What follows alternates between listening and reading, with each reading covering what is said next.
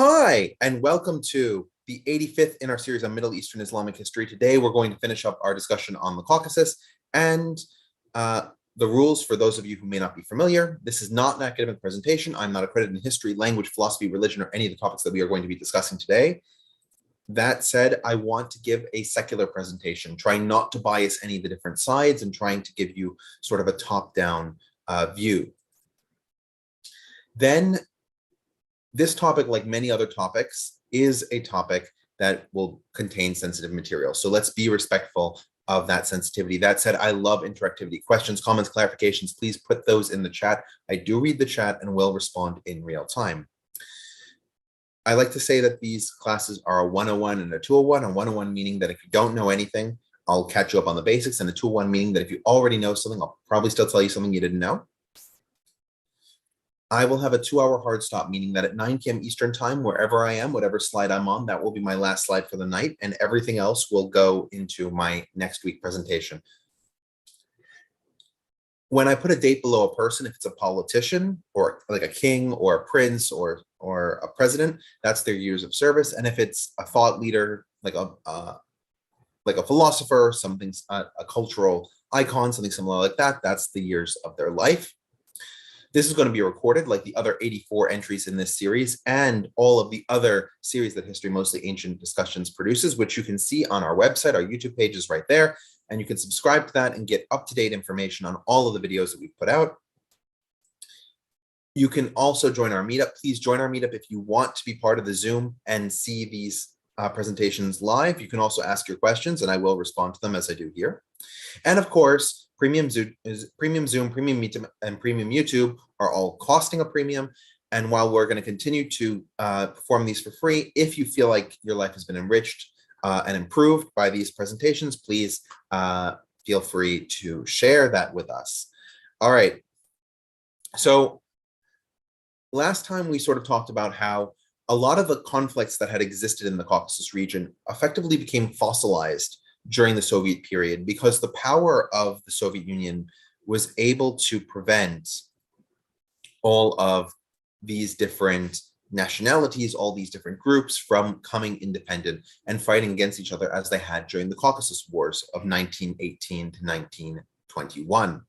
And so glasnost, this Soviet policy of freedom of expression that was brought about by Mikhail Gorbachev, led to a number of interactions between the different ethnic groups that hadn't happened for the most part during the Soviet period. You had protests, for example, in Stepanakert, which is the capital of the Nagorno-Karabakh Autonomous Oblast, the Armenian majority region that was an autonomous state within Azerbaijan. You had indirectly as a result from that, the Sumgait program, which was an attack by Azerbaijanis on the Armenian community living in the Baku suburb of Sumgait. And you also had well springs of nationalism within some of the Soviet states, particularly Georgia.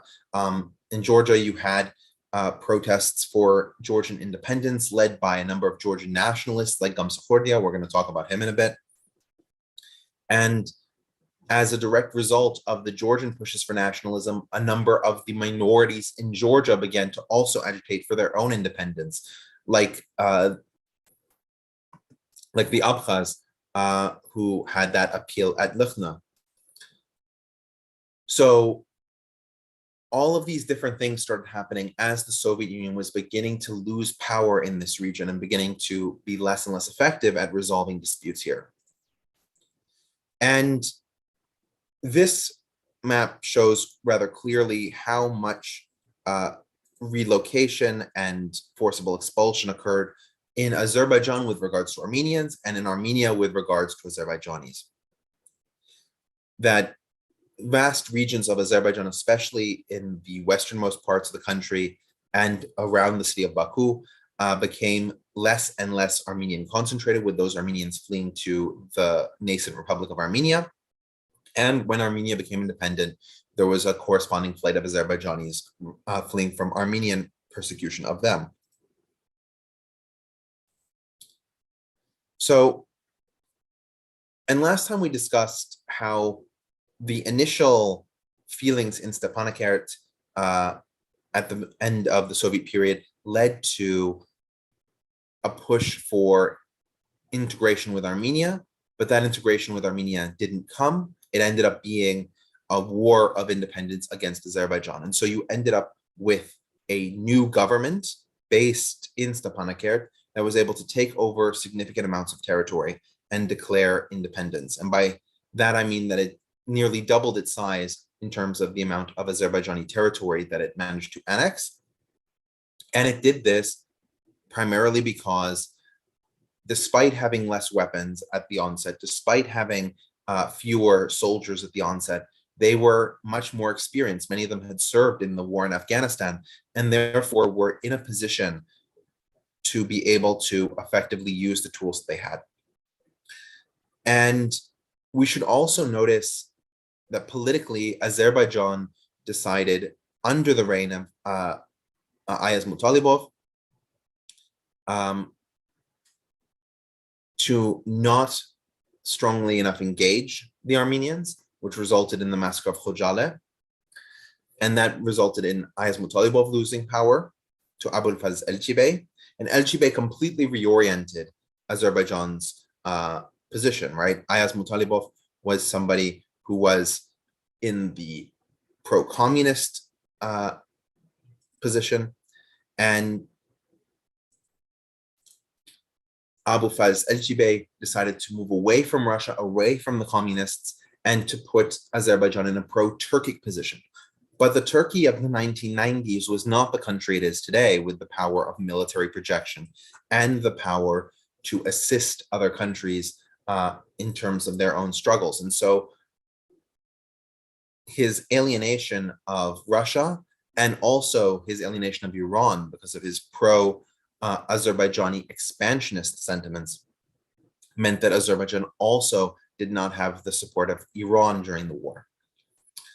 And so the Artsakis, that's the population from Nagorno-Karabakh Oblast that are ethnically Armenian, managed to push out the Azerbaijanis in a number of spectacular military defeats. Now there are a number of smaller victories the Azerbaijanis won towards the tail end of the war, but those pale in comparison to the large-scale victory that Armenia was able to get, that the Armenians of Artsakh were able to get in terms of unifying that region. But the point I want to make is that the war in Artsakh was not only affecting the politics of Artsakh itself, of the Nagorno-Karabakh Oblast, but it was also affecting the politics of Azerbaijan itself, the larger country. The fall of Mutalibov, the fall of Elchibey, and the rise of Heydar Aliyev in alliance with Suret Husseinov was a direct result of the failures of Mutalibov and Elchibey to resolve the conflict in Karabakh. And so Heydar Aliyev, when he came into power with specifically the goal and requirement of putting Azerbaijan in a position to be able to retake those territories. And Heydar Aliyev, in contrast to Mutalibov and Elchibey, was willing to have a relationship with the Russians and willing to have a relationship with Turkey, and to a lesser extent willing to have a relationship with Iran in order to secure the weapons coming into Azerbaijan from Russia and in order to secure long-term power for the Azerbaijani country. One of the other major issues that Elchibey had done is that he tried to fight back against the Soviet nomenclatura. Those are those Soviet officials who had become ingratiated in power and that Elchibey had tried to remove from power. By reinstating a lot of the nomenclatura, Aliyev was able to consolidate his power.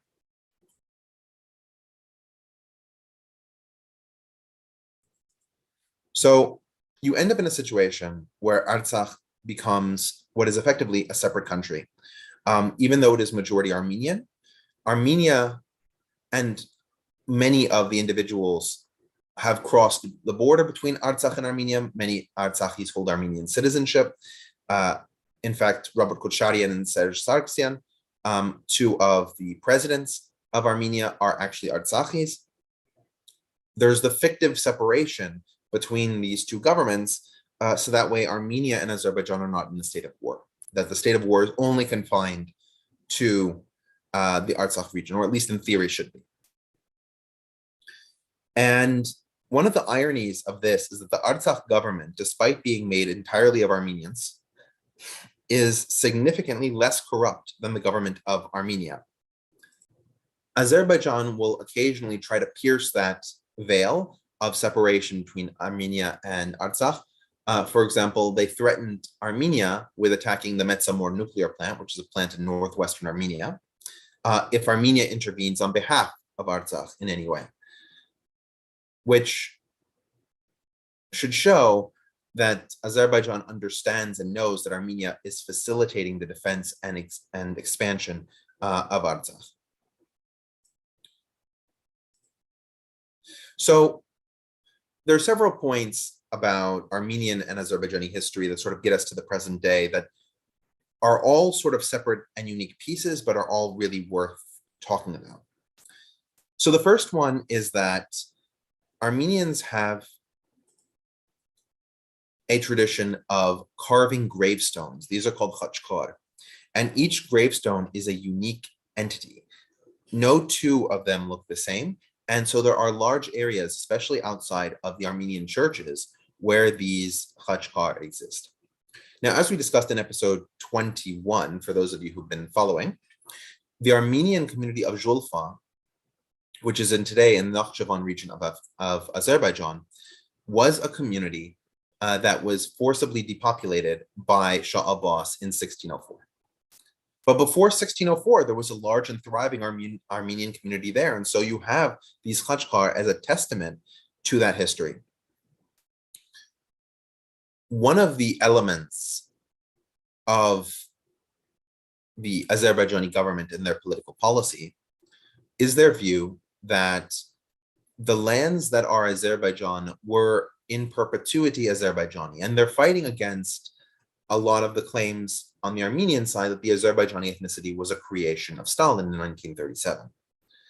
Both of these, of course, are false. There were Muslim Tatars in the region for at least 900 years. And before then, they had antecedents among the Iranic populations and the Lezgin populations that intermarried with those Turks when the Turks arrived. But at the same time, there was certainly an Armenian presence in Nakhchivan. And in fact, at the time of the formation of the Soviet Union, roughly 40% of the population of Nakhchivan was Armenian. So it's not an incidental community. There were large communities there. But in order to preserve its view of history, Azerbaijan has destroyed many of the khachkars that exist within its territory. And none of these destructions is more famous than the destruction of Julfa, which occurred in 1997. Well, it was completed in 1997. This is a picture from 1989, when you can see from the Iranian side of the border, these khachkar still existing. It's estimated that between 1,000 and 5,000 of these were destroyed and demolished as a way of erasing that cultural heritage. And a key point to bring up is that Heydar Aliyev, who was the president of Azerbaijan at this time, had previously been the governor of Nakhchivan region, especially during the Soviet period. So he was well aware of this, and not only was he aware of it, he actively contributed to this. Heydar Aliyev was also responsible for other attempts to Azerbaijanify what maybe 50 years ago, 100 years ago, was majority Armenian or significant minority Armenian territory. For example, he was responsible for providing a lot of financial incentives for Azerbaijanis to move to Nagorno-Karabakh Autonomous Oblast in the 1970s, 80s, and 90s, which resulted in that the population of Armenians there decreasing from about 94% at the formation of the Soviet Union to around 74% in 1988.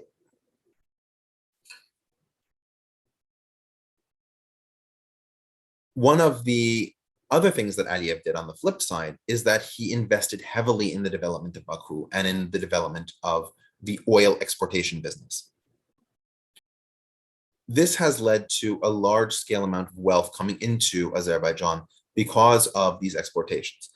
And that has resulted in the Azerbaijanis able to spend money and build out a tourist infrastructure. You can see there, for example, the three flames of Baku. That's how those skyscrapers are named. And Azerbaijan has created a large-scale tourist industry around its modern accoutrements. This movement into modernity and this expansion in terms of its financial ability has made Azerbaijan the wealthiest of the three Transcaucasian states. So finally, the last point that's worth making is that the Armenian government, depending on whose perspective you ask, was effectively a client state of the Russians or in heavily empowered alliance with the Russians. That relationship existed through both the presidencies of Kocharyan and Sargsyan, but there was pressure against Sargsyan for change coming from a number of pro-Western Armenians, especially Nikol Pashinyan, who you can see there in the picture. He marched throughout Armenia in order to try and galvanize support for the removal of the autocratic regime of Sargsyan, and in 2018 was successful in what was called the Velvet Revolution. In April of 2018, Sargsyan was willing to withdraw from power and Pashinyan was able to take power. He was confirmed through an election not long after, which was one of Armenia's first really contentious elections. And Pashinyan is stuck in a difficult position. There is certainly a place for the European Union and the United States to intervene in Armenia, but historically they haven't done so.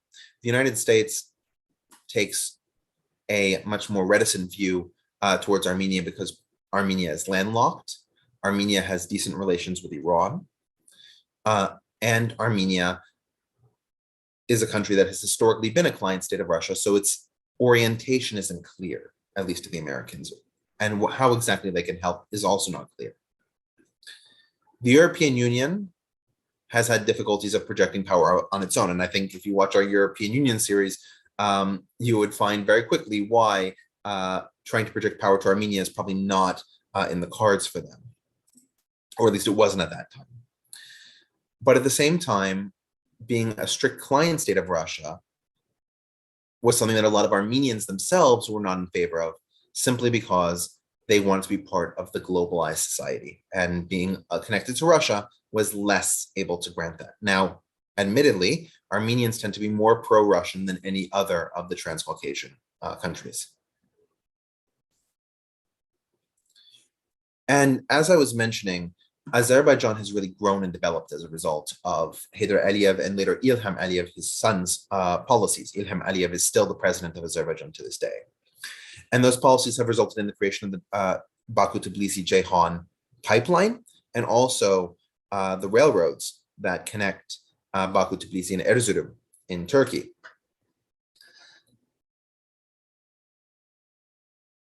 This relationship between Azerbaijan and Turkey that has grown, especially around Turkish military exports and Turkish military trainings, along with Azerbaijanis, ultimately led to Azerbaijan being able to improve its own military standing.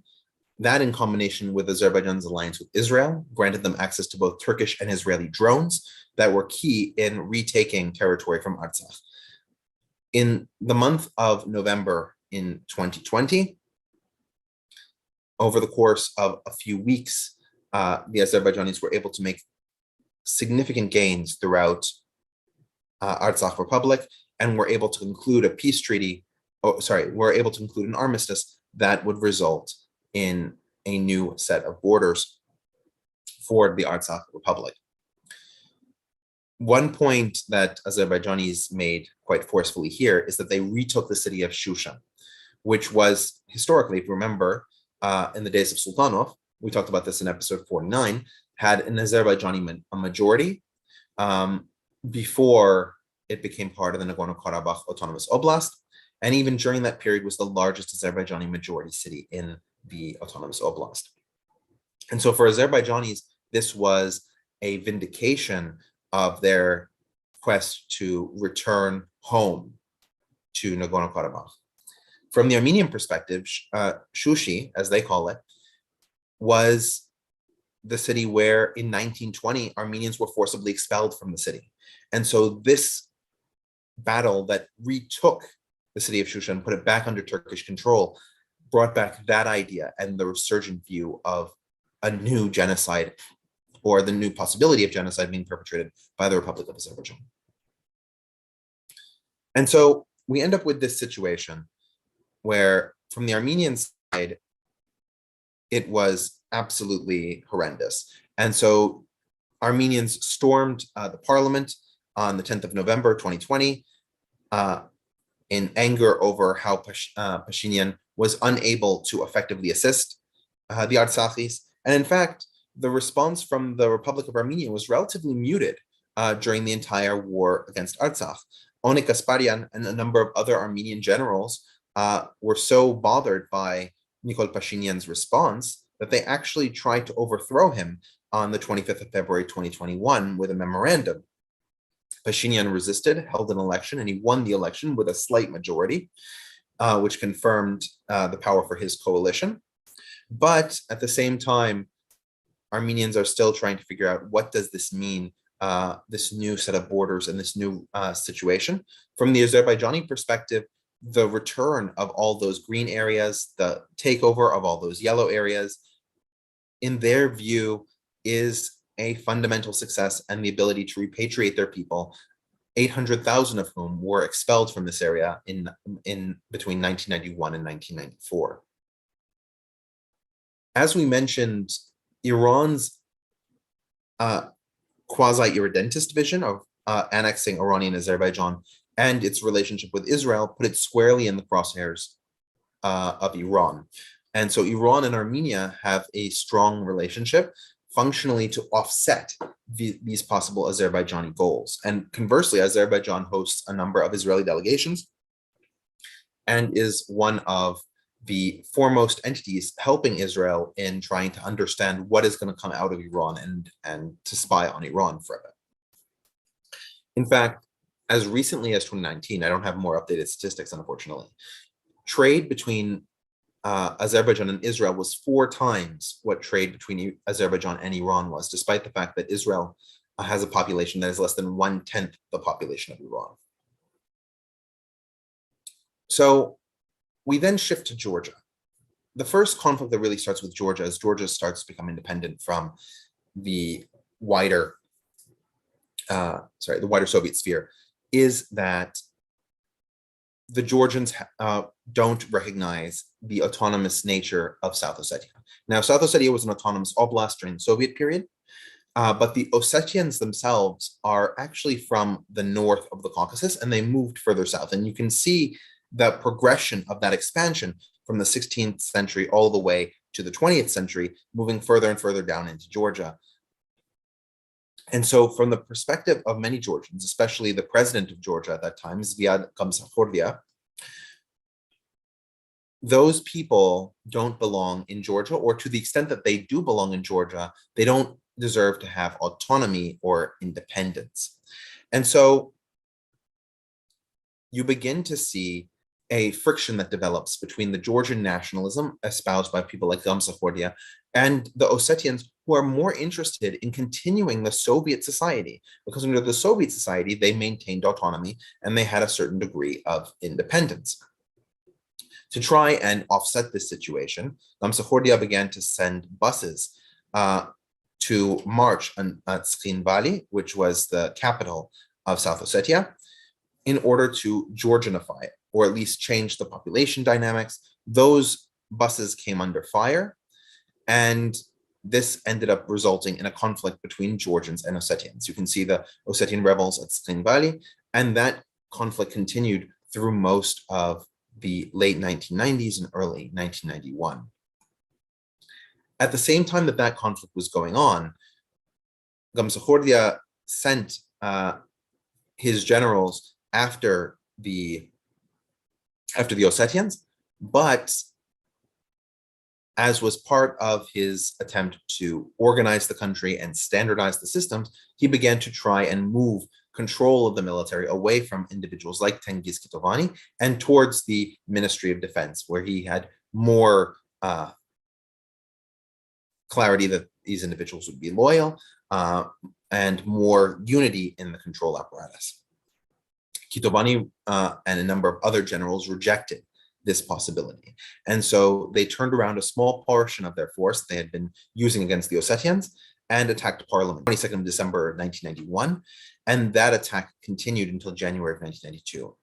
Gamsakhurdia himself was locked in the parliament, unable to escape, and his forces, called Zviadists, after his first name Zviad, tried to defend him as best they could, but after that week and a half, they were unable to survive, and they were replaced. Gamsakhurdia's administration was also known for rampant corruption, but that was no different than the person that the military council, led by Kitovani, decided to replace him with, which was Eduard Shevardnadze, the foreign minister of the Soviet Union, before the Soviet Union fell. So as Shevardnadze was just taking power, he was president from 95 onwards, but he was in power from 92.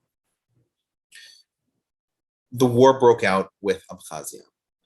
And the Abkhaz rebels were initially subject to effective Georgian attacks, and the Georgians even were able to push into Sukhumi.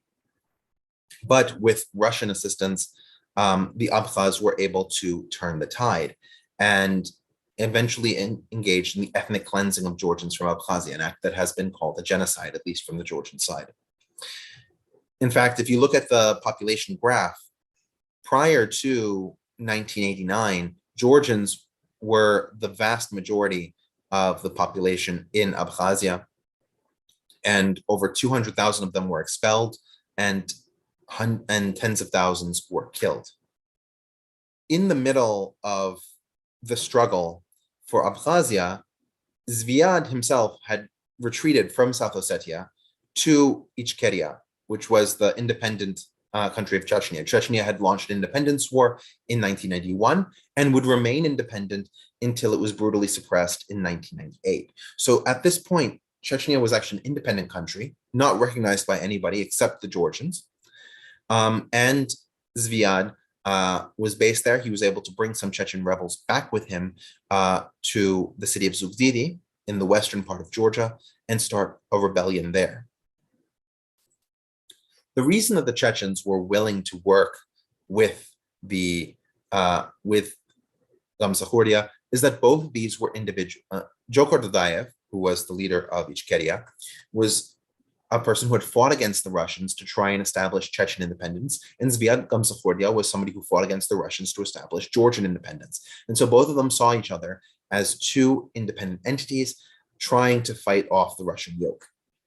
The Americans at this time didn't want to get involved because the Americans were trying to have a reset with Boris Yeltsin at the time.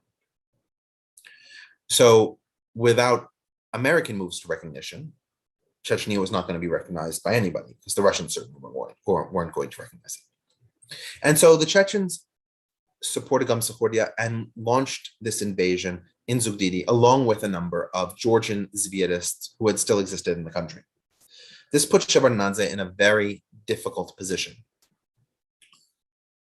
He could either try to wage the war against the Abkhaz, finish the war with the Ossetians, and try to deal with Gamsakhurdia, or he could get help. And he decided that he would rather have help.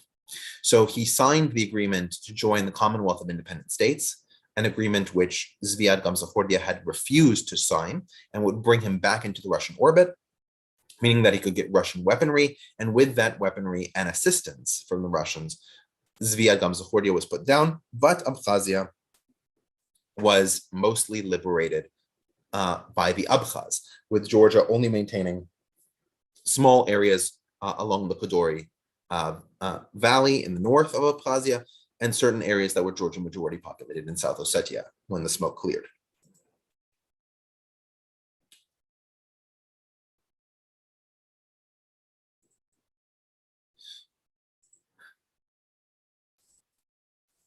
So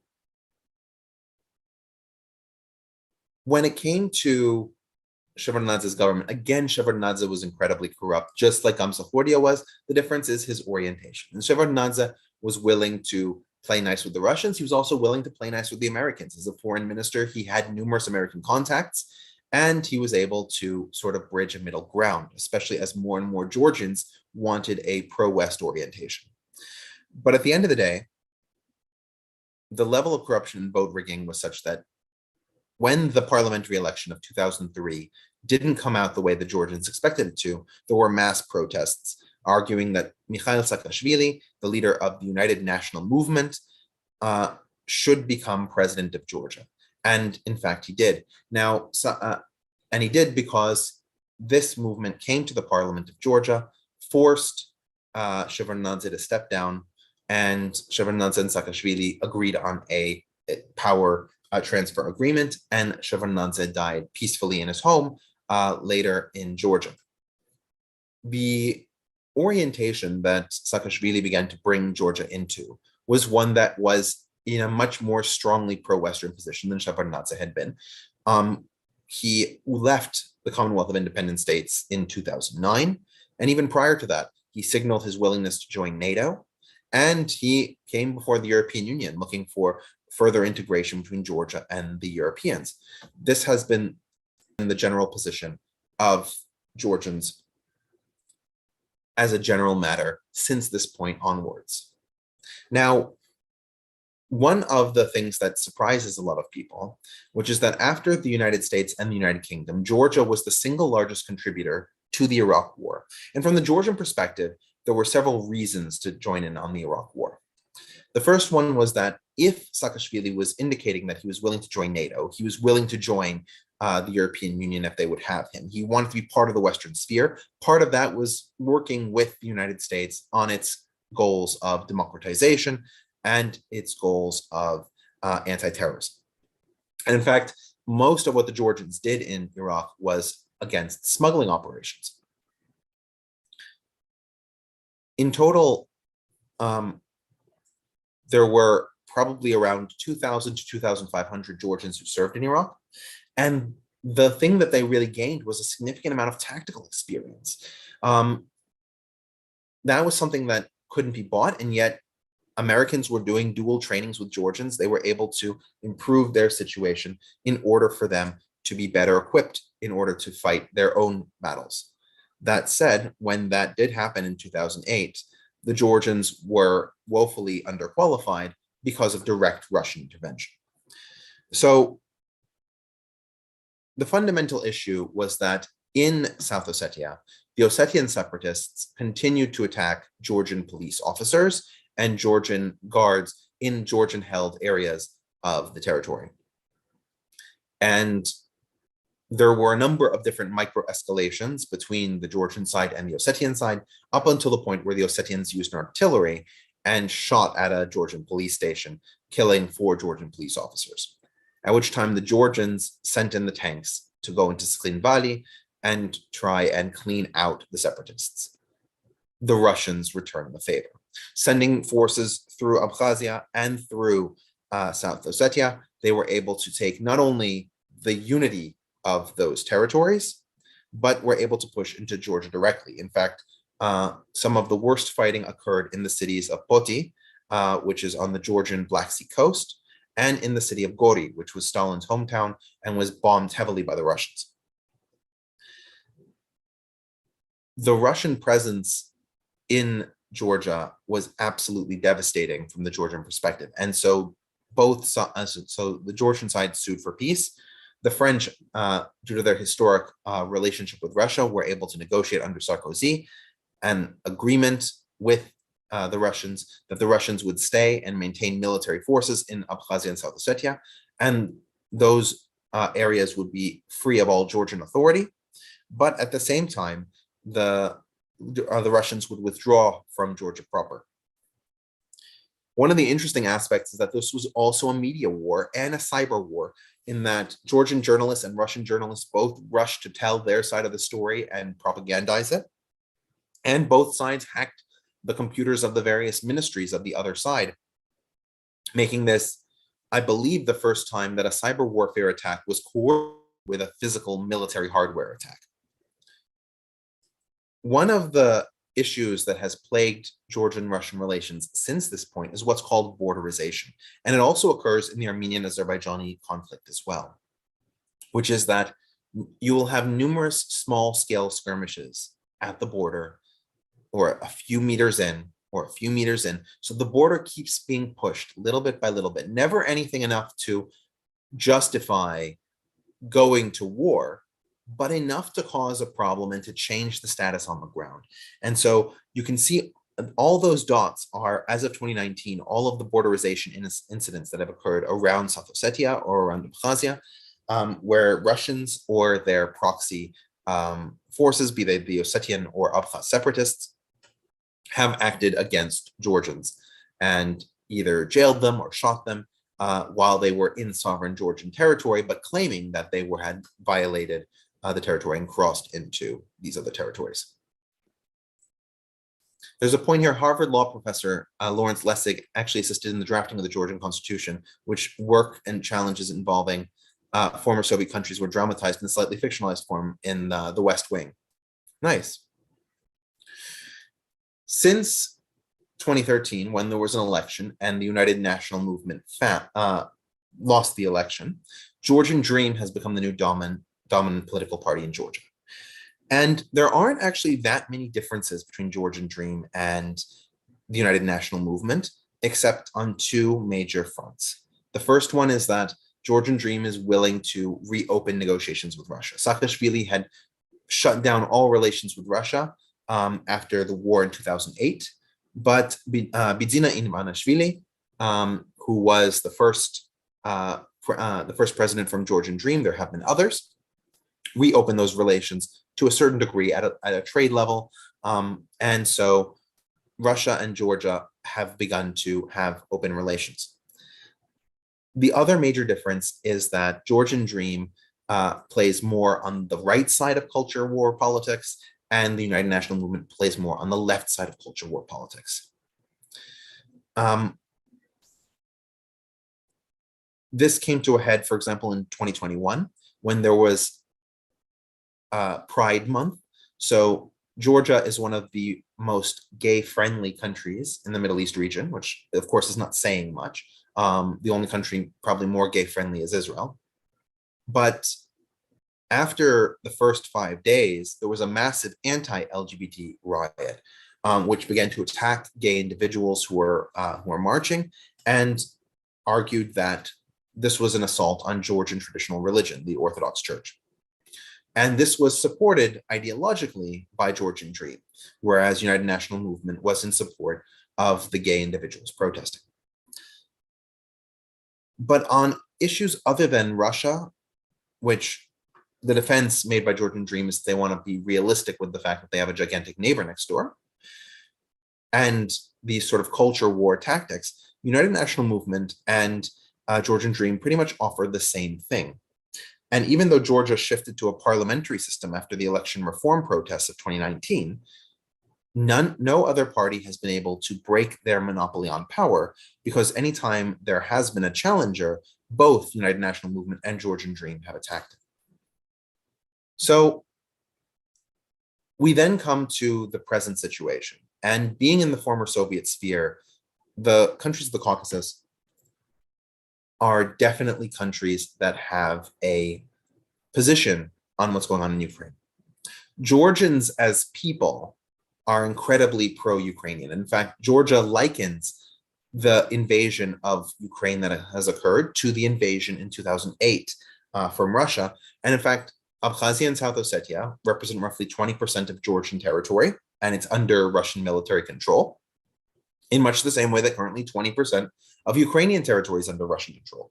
But because Georgian Dream is in power, Georgian Dream has not moved to change its policy. In fact, they act in what they call benevolent neutrality, meaning that they will continue doing business with Russia, they'll continue doing business with Ukraine, they're not going to take a side. And so for many Georgians, especially those who are more left-leaning, politically astute, they want to point out that Georgia is actually assisting Russians to evade sanctions. A lot of Russians are forming accounts in Georgia or fleeing to Georgia and starting a new life in Georgia. And in that way, they're able to start over and evade the sanctions that are placed on Russia. And of course, Armenia and Azerbaijan find it much more important to maintain their relationship with Russia than they do to maintain their relationships with the West and the United States. So Aliyev, Putin, and Pashinyan, you can see there, we're still meeting in Sochi to discuss a possible resolution to the Artsakh issue. And the two of them have continued to work with Putin. That said, Nikol Pashinyan has been able to use the weakening of Russia's position to allow more American and EU intervention in the Artsakh issue, where it hasn't been before. And in fact, the Russian peacekeepers who were placed there as a result of the armistice that ended the war in 2020 are less and less able to protect Armenia and Artsakh because they have been relocated to the Ukraine front. And so Azerbaijan has taken advantage by allowing protesters to block off access to Artsakh region. Now that the area would be effectively completely encircled by Azerbaijan and Azerbaijan blockades it, the people there are suffering a humanitarian crisis. But it's not just the borders of Artsakh that are entirely encircled.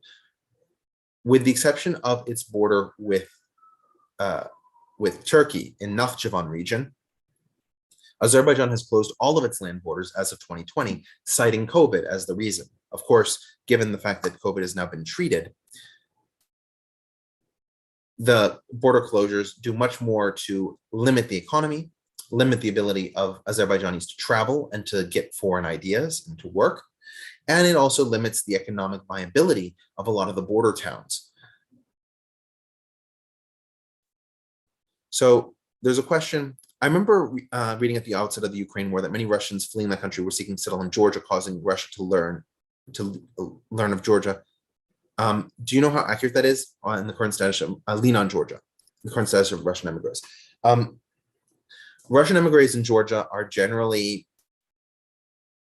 okay. The issue is, of course, that Georgia is a small country, and so the emigres have literally overtaxed the population. I think there have been over 1 to 1.5 million people coming in, and Georgia has a population of about 4 million people. So it's really overtaxed.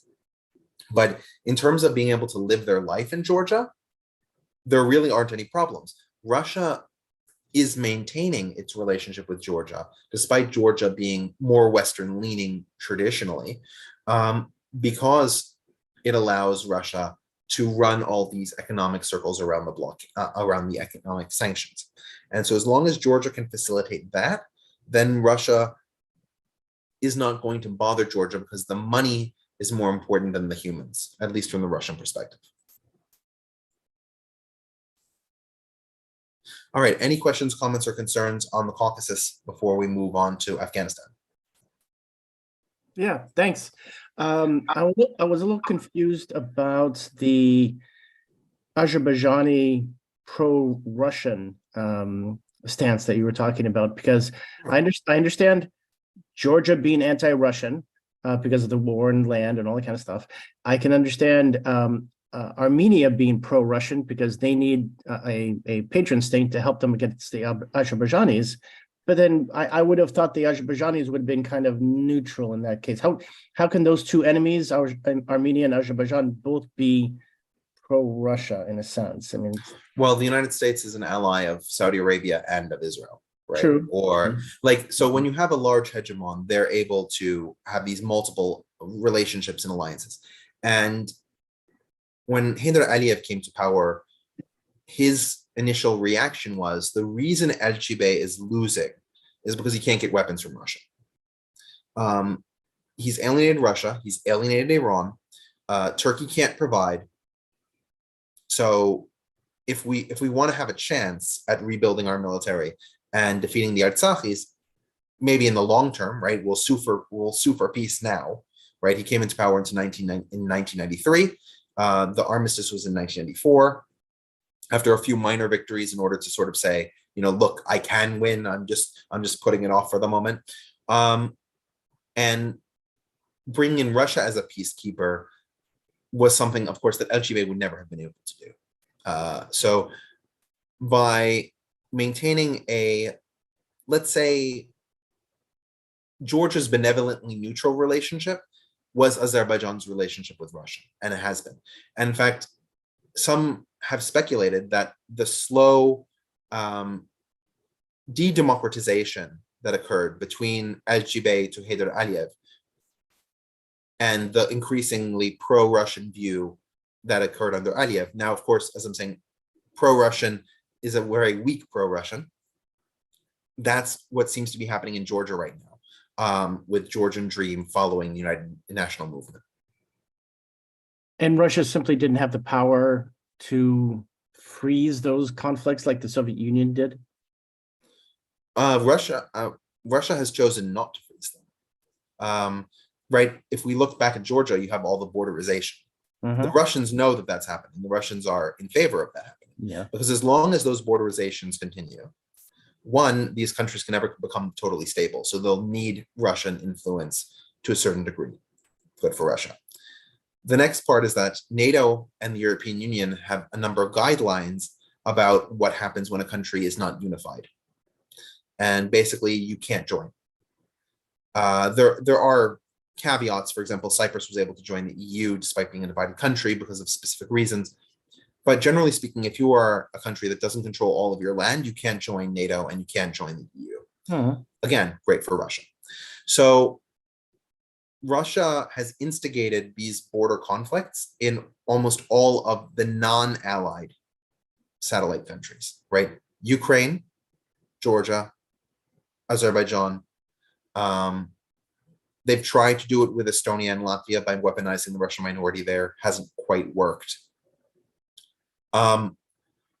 But for example, in Belarus, they never did it because Belarus was an ally. Same with Kazakhstan. So, and same with Armenia, although there's really no minorities in Armenia anymore. So, but that's the way that Russia maintains control. And of course, within its own borders, none of the minorities can have independence at all. All right, this is History Mostly Ancient Discussions. I am Richard. Today is a Wednesday, and we will finish this tomorrow. This week. Sorry, we'll finish it next week, September 6th, and that will be the final episode in this Middle Eastern series. And we will cover the multi-party monarchy of Zahir Shah. We'll talk about the Republic of Afghanistan under Mohammad Daoud Khan. We'll talk about the Sour Revolution and the Soviet invasion and the Soviet War. We're going to talk about the aftermath of the Soviet War, including the creation of the Islamist governments that existed throughout the 90s and the consolidation of the Taliban. And then finally, the US invasion of 20 years and its result, a new Taliban government, which seems to have returned us back to the year 2000. You can also see our short run series, like the Ukraine War, whenever we get back to that. And there are also older series. And of course, I encourage you to see the other episodes in this Middle Eastern history series if you like what you saw. Then on the September 16th, if you guys are interested in a powerful women's series that we're running concurrently with Richard's group, we're going to do Queen Elizabeth of England. So, that's related to Edward II, right? We will find out, did she have a child with him? What was her life like, and stuff like that. Then we also have Asian philosophy with Jason Pang. And he's going to discuss on September 23rd, Taoist Philosophy King. So then on the 24th of September, we're actually doing Templars. As we know, Templars is the one who protected the pilgrims that would basically, it's a knighthood order that would go into Jerusalem. We'll talk about Templar and their knighthood order, Then we actually doing on September 30th, maybe commemorative to what Rich is doing, but more ancient. We're gonna have Beverly and me talk about the Iranian history, and particularly we're gonna talk about Medes and the early Archimedes. And I think we touched on this a little earlier in beginning of presentations, but we're mostly gonna focus on Medes and just really early Archimedes and stuff like that. Then we have a bunch of philosophies, and we actually, if you guys are in New York and you want to check out, and we're gonna have an in-person meet first time in a while. We're gonna watch a movie and then discuss it. The movie is called Prince of Foxes. We're talking about Venetians about 15th century. Really interesting movie. And then and that's movie in October 28th. We're doing a bunch of other stuff.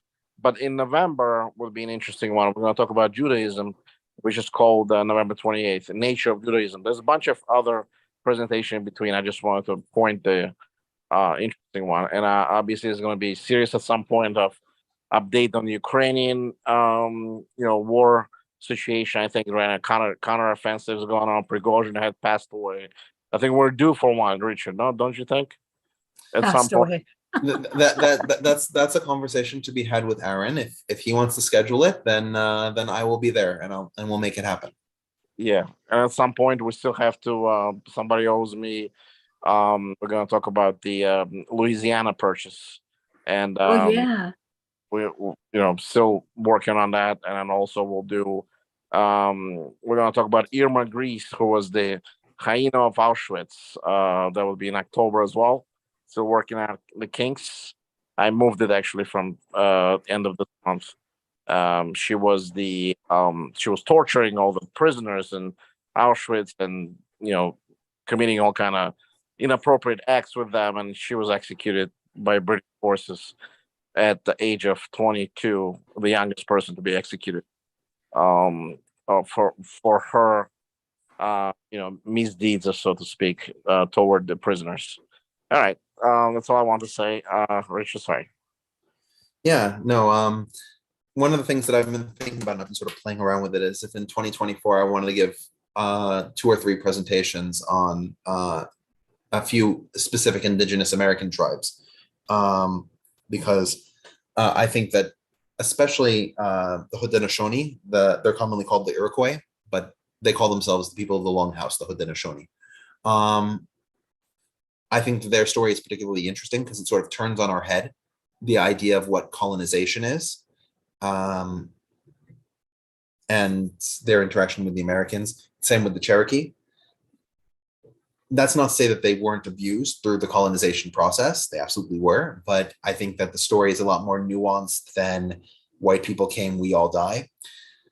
So that's something that I would love to do in 2024. I'm still trying to work out the kinks of how I'll have time for it and everything, but that's something that I've been playing with in addition to helping with Jason's Asian series and the occasional Ukraine or European Union series with Aaron. So anyway, thank you everybody for coming, and I'll see you all next week. Thanks, Richard. Good night, everybody.